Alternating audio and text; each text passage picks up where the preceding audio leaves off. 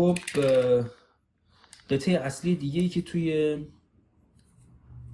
اسمبل کردن ما نیاز داریم رم هست. باید دقت داشته باشیم که رمی که انتخاب میکنیم هرچی باسش بیشتر باشه سرعت کامپیوتر بیشتر میشه، انتقال اطلاعات به رم از طریق سی پی یو با سرعت بیشتری انجام میشه. ولی خب چیزی که باید خیلی حواسمون باشه اینه که حتما سی پی یو مادربرد حتما باید ساپورت کنه. حالا این رم ساده یه میتونید بالاش یه هدسینگی داشته باشه بابت خنک کننده که خب توی رم ها اکثرا جنبه نمایشی داره. الان این رمی که ما گرفتیم یک رم 8 گیگ با باس 2400 تا جایی که من میدونم، تا جایی که اطلاع دارم.